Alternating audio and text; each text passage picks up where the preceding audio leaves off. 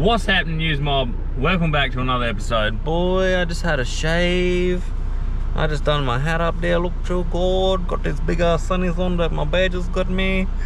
Anyway, me and Jessica, she's not here right now because I've been giving her shit. Here she comes, Bella, here she comes. We are heading out to little secret spot we're going to. Hey Jessica. We're heading out to a little secret spot on the opposite side of the peninsula and going to check it out for a badger's there to make sure his caravan can get in there. And you know what? I'm taking the rod, I'm taking the spear gun, I'm taking the dive gear. I just want one fish for pickled fish later on and to suss it out. So stay tuned. Hopefully we see some cool shit. And thanks for watching. Jack's gonna go for a fish. Now, I want a brim. I'm actually going for a flathead, but I'll take a brim, I'll take a blackie, I'll take anything along them lines. Got my knife here on my side, got a couple plastics, no bait, and just going for a cruise. And after that, if I don't succeed, which who knows, low expectations, so then you're happy when shit happens. I'm gonna go jump in the water over here, look. And I'm gonna float down there, float round there, float back in there, float in. And we'll see what happens then. So, stay tuned, keep watching.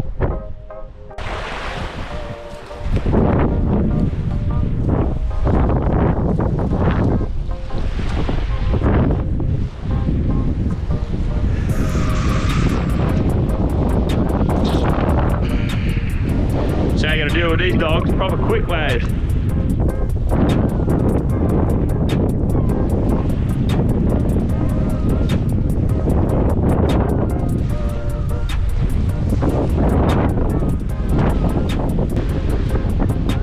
Just strip. Come on.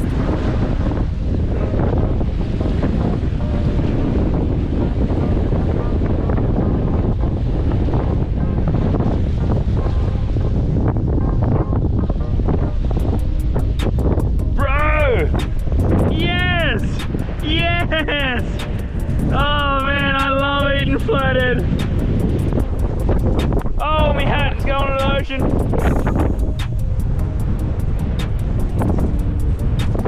Yes! Second cast. No, not even second cast after I got hit. Check out this lovely looking dusky boy. I knew this would be flatty land. Well, you mob, if you can hear me, I'm going for a swim. We're going in the water. We're going that way there, look. About half a kilometre. Let's go.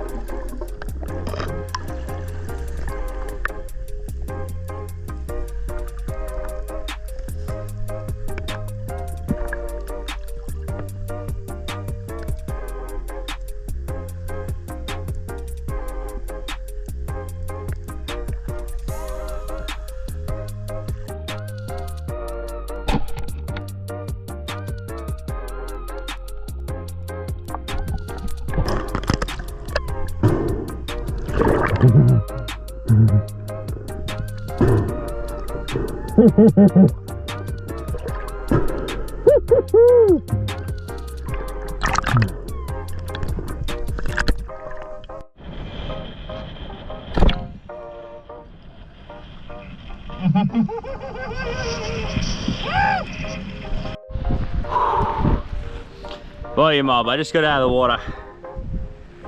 Shot them couple of bream and swam 4 kilometers, but you know, it is what it is. And on my way back, I come across a land-dwelling sea snake. Which means he's a dead sea snake, but Jessica, but nonetheless, has got him here. Oh, he's still bleeding, babe. He must be from this morning. Yeah, he feels like he's just, well, he looks like he's just been sort of sunbaked. But yeah, he's got a bit of a smell to him, but he's still pretty fresh. So I don't know why this bloke come up on the land and carked it. Maybe high tide might have brought him in and he got stuck or something, but watch yourself. it's pretty gnarly, boy. Hope the camera picks that up properly. And he doesn't just savage my hand while we're on film, because that'd be hectic.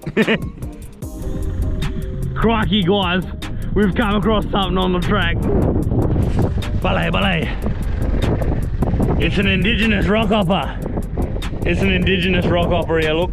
Look here, ballet, ballet. Hey, hey, hey, hey, hey, hey. And look here, his friend, look.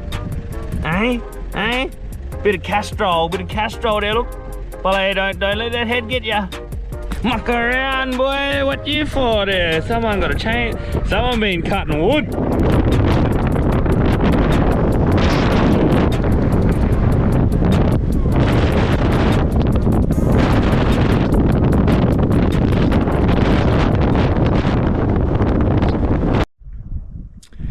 Well, you mob, perfect time of the day to show you all some tracks. So the sun, as you can see, has just gone down over that hill.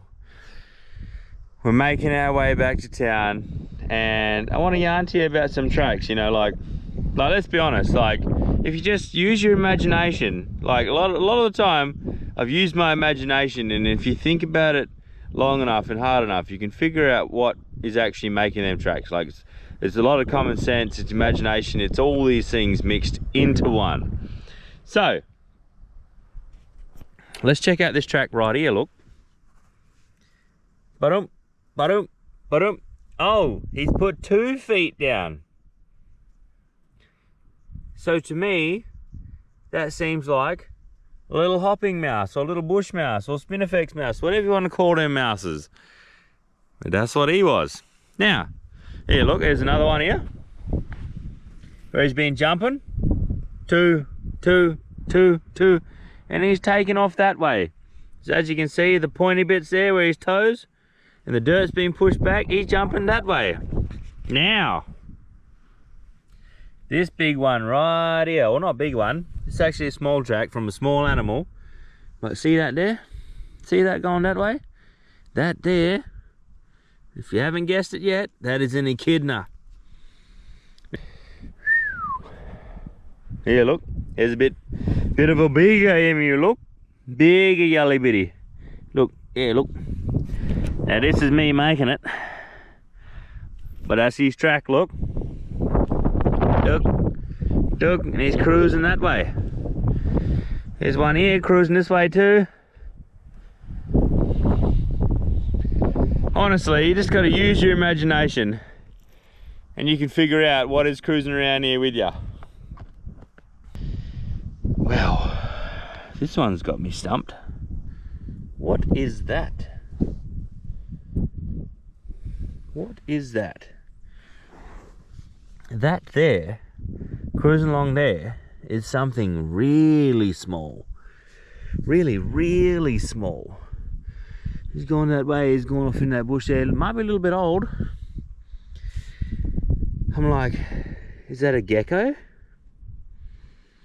I don't see no tail, but it is looking old. And I can't see a tail, but it is something really small.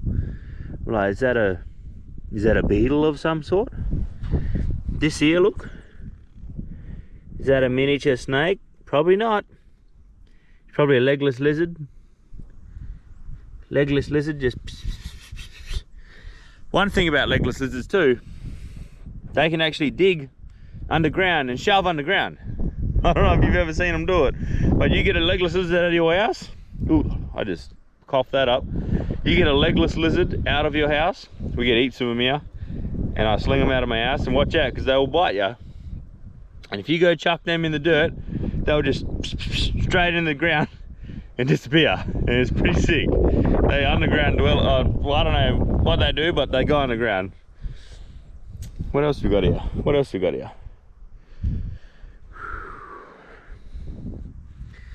That looks like it might be an old scorpion hole.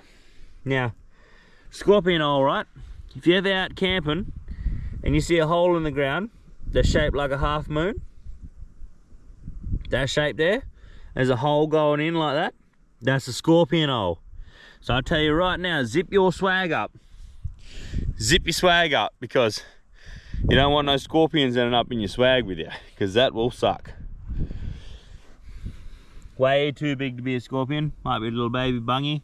But you know, I could walk around here for hours with you and show you lots of stuff.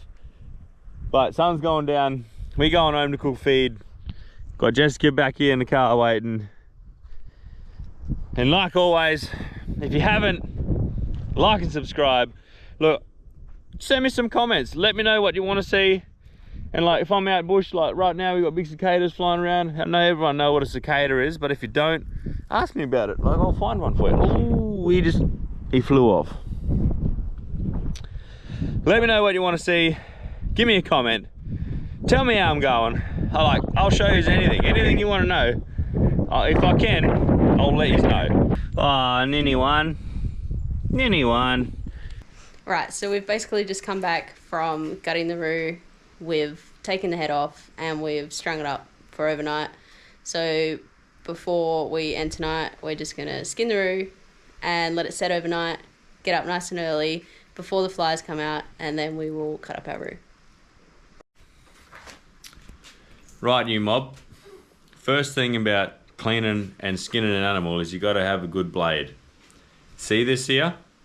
It's one of the best blades you can get. It's a Green River. Right, Green River or Dexter Russell is what they're called these days. One of the best knives you can possibly get. Down here, Jessica got me this for our anniversary. We got a steak cutting one, boning one. That there is one my dad gave me. That's old as the hills, and that is a throat cutting knife. This is your skinning knife. I'm going to show you how we start off and start skinning the kangaroo. First thing you want to do is start taking this skin off, and it's just really lightly, and you want to push more right where the edge of the skin meets the meat, and you pull that skin at the same time, and it just glides off. Now up here, look, we've got a leg. What you want to do, you want to cut into that like that. Oh, a bit too deep. And you want to follow that right up there as far as you can and take that off. Once you do that, you can actually start skinning around the leg. Makes a nice noise, you can hear it skinning. You start skinning that one there. Come around the backside. Alright, now your tail, look. You're going to go in under the skin and come up. If you actually try to cut through fur, fur will send your knife blunt just as quick as hitting bone.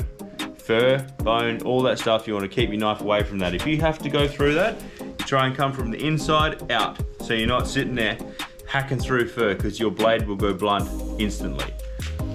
Now I've gone through there. Alright, you want to follow the tail down like this, look. Just push that, keep pushing down, bang, tail done. Now, I'm going to skin around the start of this.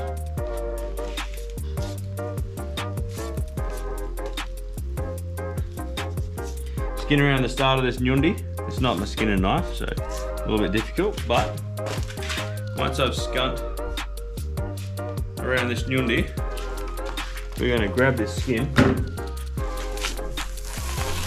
Yes. Just like that, eh? That's a skunt nyundi, ready to go. Ready to set overnight. Don't know if you want to see me cut out that nyut, but I'll do it for you anyway, and you can have a quick glance. Right, this is the ring hole. Right, this is the best way to put it. Ring hole, inside here you got piss bladder, and you got the gunner tube. You got that gunner tube in there, so that's what you got to get out, alright? So, You want to go in around the edges. Nice sharp knife is probably good.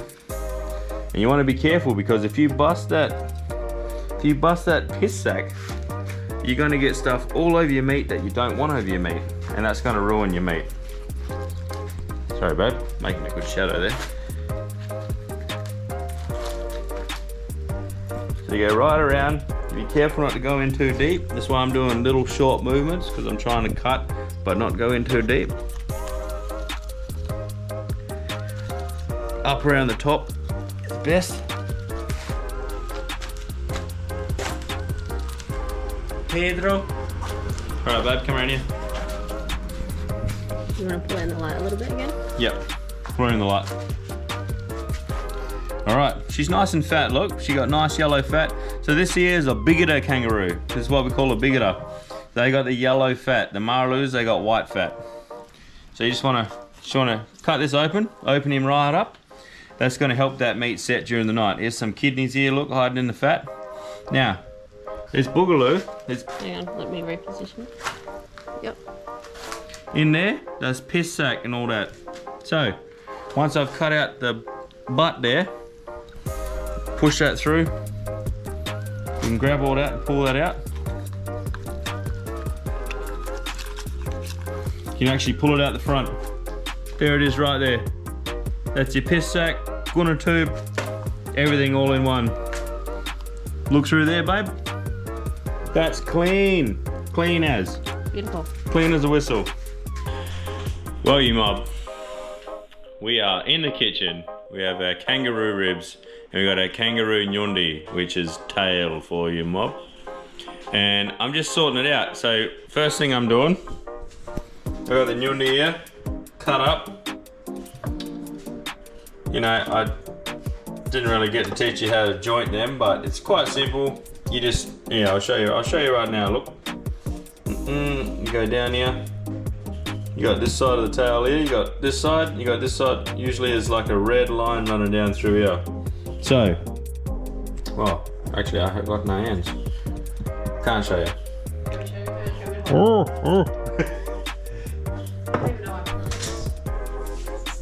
Got 6% battery, babe, so let's bust it. Right, hopefully I get this first shot. You feel here, you can feel the knuckle on the joint. Go straight down.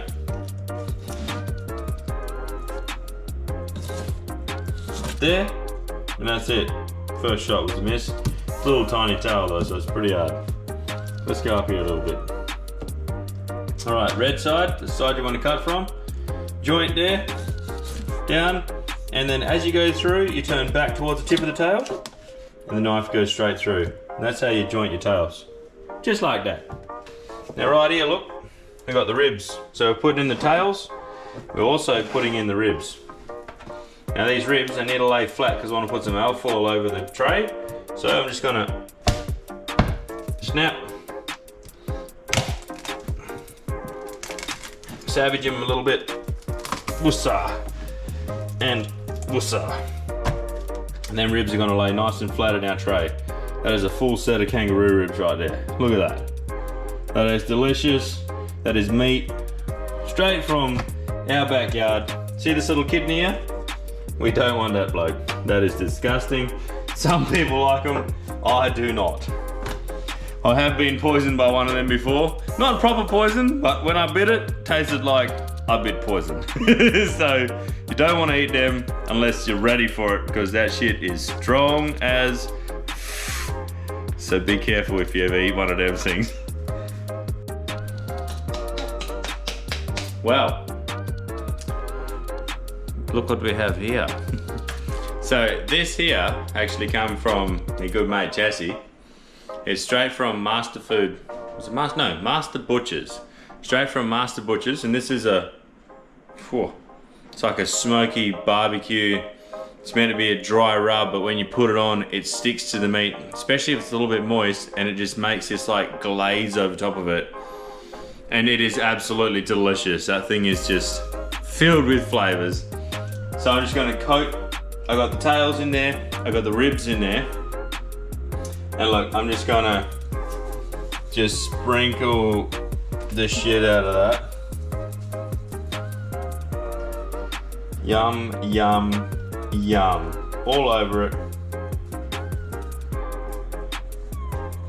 Let that sit for a bit, and that is just gonna soak into the juices and make this awesome barbecue smoky glaze.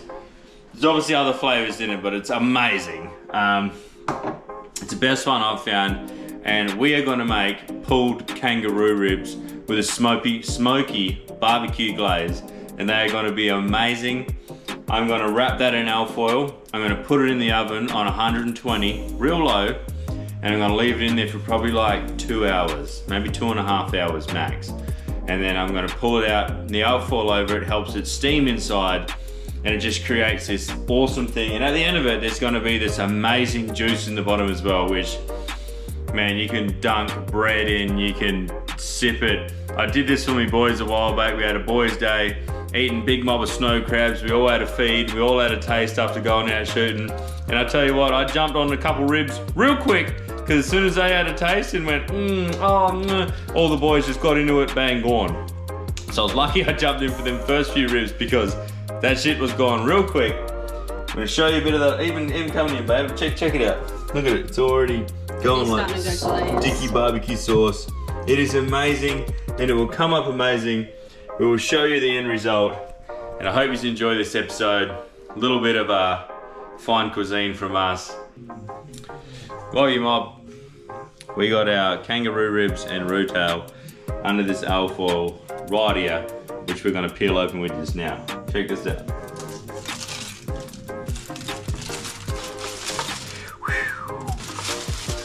God damn.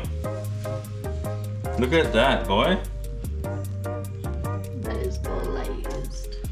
Now, I'm gonna let that rest for a little bit and cool down, because god damn, it's too hot to touch. And we will be back. Well, you mob, at the back of my ass here with some of that tail that I put in the oven. Man, that was in there for like 2.5 hours. Bit of alfoil over it. And I'm telling you right now, it just falls off the bone, right?